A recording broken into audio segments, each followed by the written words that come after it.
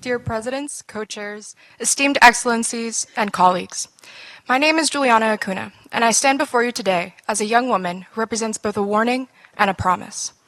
A warning of what we risk if we continue to exclude vital voices from nuclear disarmament, and a promise of what we can achieve when we truly listen to those who bear the greatest burden of nuclear weapons legacy.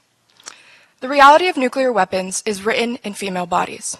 Scientific evidence tells us that we face twice the risk from radiation exposure. However, the true cost cannot be measured in statistics alone. It echoes in the stories of mothers and daughters across generations, in communities forever changed by nuclear testing, in the silenced voices of those who were told their suffering was necessary for security. When women cradle infants born with inexplicable deformities, when they weep for the children they will never bear, when they're branded as damaged and impure for carrying the wounds of our collective failure, they are met with cold, institutional silence. Look around this room. When less than 1/4 of those discussing nuclear weapons are women, and when young voices are so rarely heard, we're not just facing a gap in representation. We're missing crucial wisdom. We're missing the perspectives of those who understand deeply and personally what nuclear weapons truly cost our communities. The stories from affected communities demand our attention. In the Marshall Islands, women who once held positions of traditional authority found themselves stripped not just of their lands, but of their dignity, subjected to humiliating examinations and treated as contaminated objects rather than human beings.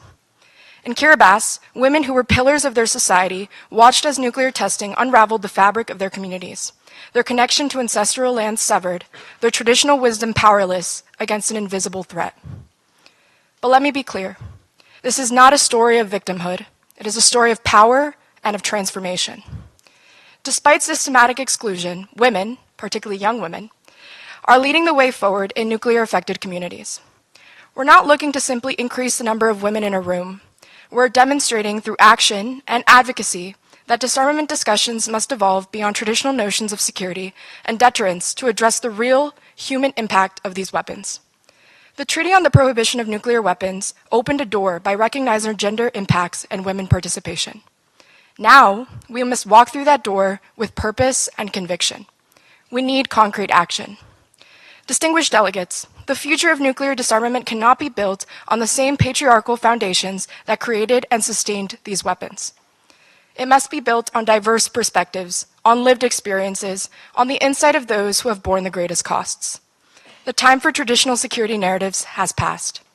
The moment calls for a new approach, one that recognizes that true security cannot be achieved while excluding the voices of those most affected. The proliferation, stockpiling, and maintenance of these weapons reinforces an anarchic vision of international relations that only deepens our collective insecurity.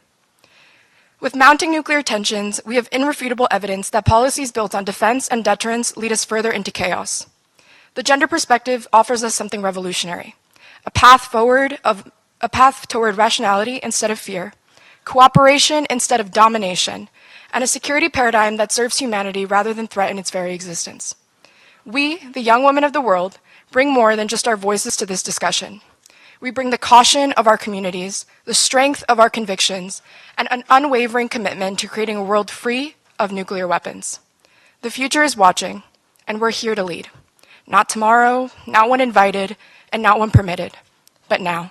Thank you.